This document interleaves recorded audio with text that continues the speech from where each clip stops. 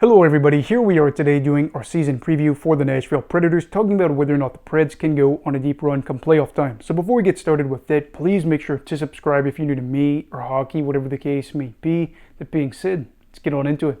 So last season, the Nashville Predators made the playoffs with a 99-point year, and it was fun because I didn't really expect them to get there, and they were bounced in the first round by the Vancouver Canucks, but that was a hard-fought series where it looked like they could have possibly gone on over to beat Vancouver and move on to the second round.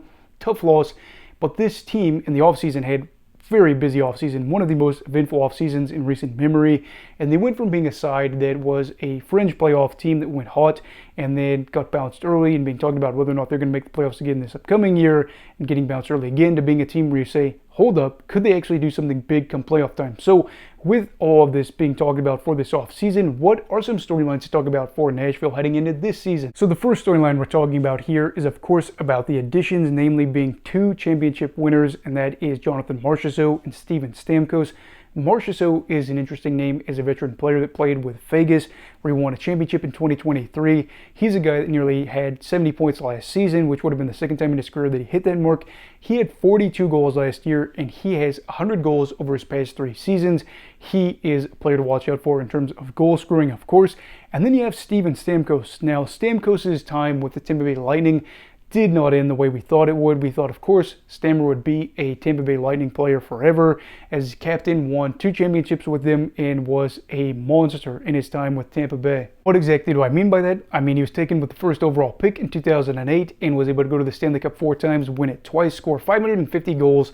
And did I mention that he won the Rocket on 2 occasions? Yeah, things were pretty good for him, and I believe he had 40 goals last season. So between the 2 veterans that you are adding to this lineup, you have 2 guys that combined for 82 goals, and then also you have the motivation of 2 players that had been with 2 respective organizations where they played a big part in their success that are probably angry at why they aren't able to stay with those teams. So looking at this, I say these veteran players could be great for a team that's already riddled with veteran guys in the lineup that are trying to be, again, this odd group that could go on a deep run. And then the second storyline is talking about what their playoff aspirations are going to be. I'm going to be honest, I feel like over the nearly 4 years that I've done this channel, maybe I've been a little bit harsh on Nashville, not intentionally, but during the course of this channel, they haven't been a great team. I feel like if I saw them as a playoff side, the farthest they were probably going to be going was the second round. But looking at this in all the things Barry Trotz has been in his tenure with the team as GM, I've just felt more confused. Barry Trotz signed some guys, and I wasn't exactly sure the direction they were going to be heading.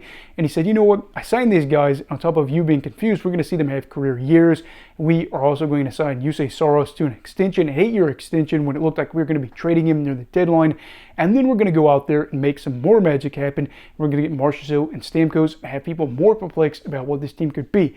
And now they go from a team that over the course of the channel's history has been kind of that fringe playoff team that was probably not going to be doing much, to a side that probably does have reason to have those big aspirations. And that's really just because this team looks a lot different than what we saw just 360 something days ago. You understand that Nashville in 5 years may not be in a great spot in terms of being uber competitive because a lot of these guys are older. But when you look at the lineup, you can see what could happen here and how things could be good for them. I would say that they should have that attitude that could go out there and possibly win the Stanley Cup. Are they going to be a favorite to win it? I don't think so, but I do think with the talent that they have here, they're a dangerous team that should walk into any stadium with a bit of swagger, a little bit of understanding that, hey, we could knock out theoretically anybody on a good day. It's just a weird spot where they're in right now because you look at the fact that they have a Vezina contending goalie in Juuse Saros, a guy that has won the Norris, and of course Roman Josi, a finalist for it last year, and then a guy in Steven Stamkos that has been a multiple Rocket Richard winner that could possibly, if things went really well for him, do it this year. I'm not saying that's going to be the case, and again, I know that they have a lot of older guys in the lineup, but this team is not a side that I'd want to meet come playoff time. And then the final storyline is talking about whether or not we should expect a slow start from this team. The answer is I really don't know, but I will say looking at the first month-ish of their schedule, it looks hard, and I think that's very difficult when you realize the fact, too, that the Central Division is hard, too, with Winnipeg, Colorado, of course, Dallas, and then now Nashville in the mix. This isn't necessarily easy, and like I said, the Central Division looks like it's pretty deep this year. talked about that in other season previews.